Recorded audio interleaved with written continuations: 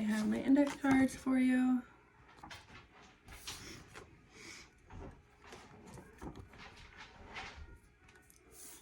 I do want to apologize in advance. I am sick. I haven't been able to shake it for the last week, so if I sound rough, which I know I do, sorry. Some parents conceive healthy babies naturally. Some parents utilize IVF, and some parents simply need a supplement. Neural tube defects are caused by a dozen different reasons, and it's important to know what those are to raise awareness for yourself. Thankfully, research has been performed and has been peer-reviewed, so it gives us the opportunity to educate ourselves on those manners.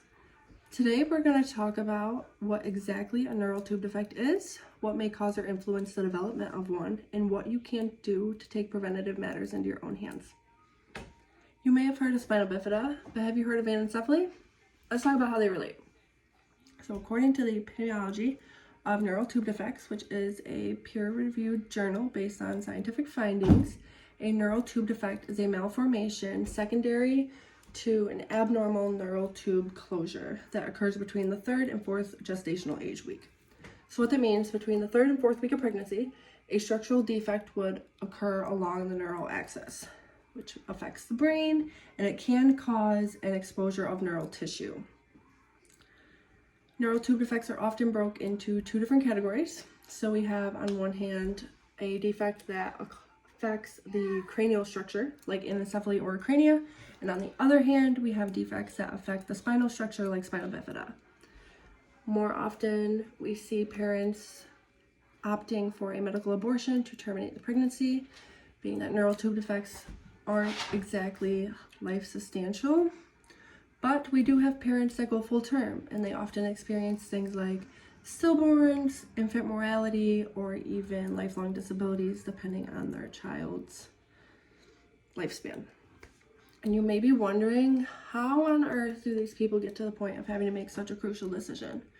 Well, like I said, neural tube defects are caused by a dozen different reasons, but I've picked a handful of them out today to educate you on.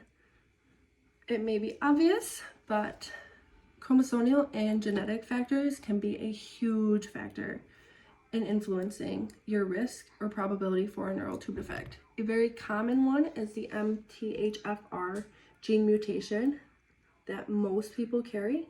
Like I said, it may play a role, it may not.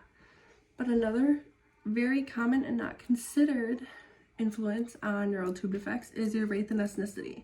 According to the epidemiology of neural tube defects, those of Irish, Scottish, or Welsh descents do have a higher risk factor than people of other descents when it comes down to neural tube defects. It has also been noted that those of Hispanic ethnicity have a higher risk than those of other ethnic groups. Although these are all things you can't change or adjust in your life, there are a few that you can. Lifestyle changes, for instance. It has been noted that those of lower socioeconomic classes do have a higher risk. Now, although that is a very long rabbit hole as to why and what factors come into play, that would be a deeper research that we're going to go into today. But things such as your occupation on both the maternal and paternal side, jobs in healthcare such as nursing or dentistry, jobs in agriculture, farmers, or even painters do have a higher risk of having a neural tube defect in their pregnancy. Another huge influence would be your past pregnancy experiences. It has been studied, and there is an association between spontaneous previous abortions and the risk factor of neural tube defects in future pregnancies. And if you have had a child who has been diagnosed with a neural tube defect, you have what they call a reoccurrence risk, which others would obviously not have. However, the biggest influence on neural tube defects that has been studied and proven has been dietary factors. Things such as an excess in vitamin A, a zinc deficiency, or even if you're on an anti-seizure med, you are automatically at higher risk of having a neural tube defect. However, the most well-known dietary factor is an insufficiency in folic acid. According to the historical perspective on folic acid challenges in estimating global prevalence of neural tube defects, which is another peer-reviewed journal, Folic acid insufficiency is a well-established risk factor associated with the majority of cases of neural tube defects globally. Research has shown that folate is a vital part in the process of rapid tissue growth and cell division. So not only in pregnancy, but in the fetal development itself. With the new need for folate as your body goes through these changes, you're going to have to take an increase in your daily intake, and if they are not met, you're going to be considered insufficient in folic acid. From a numerical perspective, your red blood cell folate concentration should be above 400 nanograms per millimeter to be considered sufficient. Since this relationship has been studied, discovered, and well known, certain countries have had a mandate of folate supplementation in the food chain.